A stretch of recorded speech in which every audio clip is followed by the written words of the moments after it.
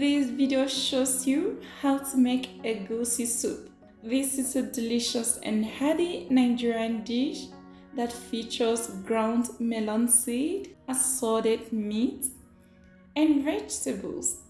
It is sure to satisfy your taste bud, so let me show you how to make this right away. Into a large pot, combine your goat meat and beef. Season the meat with some chopped onions, crushed scotch bonnet, beef stock cubes, and salt. Add your dried stockfish to it and pour in some water, and then bring the meat to a boil for 30 minutes.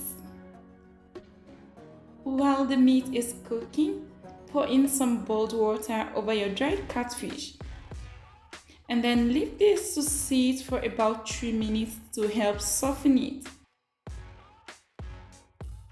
Once you're able to handle the fish, remove from the hot water and then use your hands to separate the bones in the middle. Once you're done, set the fish aside, check on the meat from time to time and make sure to stir and also add more water if that's needed. After 30 minutes of cooking your meat and you are sure all the pieces are softened, transfer the meat to a large bowl and set both the broth and the meat aside. Place the same pot back on heat and then add 1.5 cup of palm oil. Allow the palm oil to heat up slightly but not smoking. Add some chopped onions and stir fry for 2 minutes until fragrant. Once your onions start to smell nice, scoop in your blended egusi paste. Add the paste bit by bit into the hot oil. Make sure to spread out the paste evenly in the bottom of the pot. Make sure not to stir this just yet. Put a lid on. Let the egusi fry in the hot oil for 5 minutes.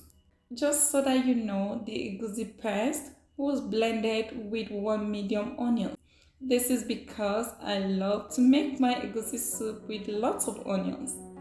After 5 minutes, turn over the paste to the other side and fry for another 3 minutes. Just take a look at this. The egusi is well fried. It is very easy to know when your egusi is well cooked.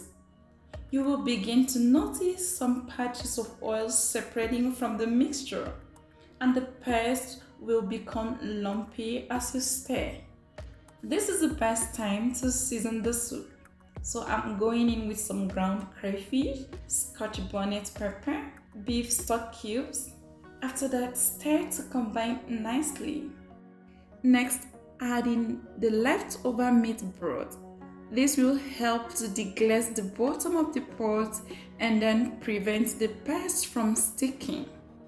Cover the mixture again and simmer for 2 minutes. Now return the cooked meat to the soup. And also add your dried fish as well.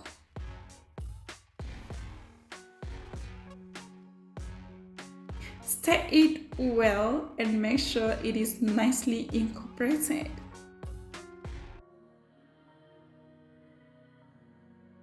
After that, go in with your chopped vegetables. In my own case, I'm using waterleaf and Uziza leaf. Uziza leaf add a really nice kick to this soup and I love the way it turned out. This is the finishing touch. I'm adding in some ground crayfish towards the end. This helps to elevate the overall taste of the soup. Also, more water can be added to adjust the consistency of the soup. However, you can leave it really thick if you prefer it that way.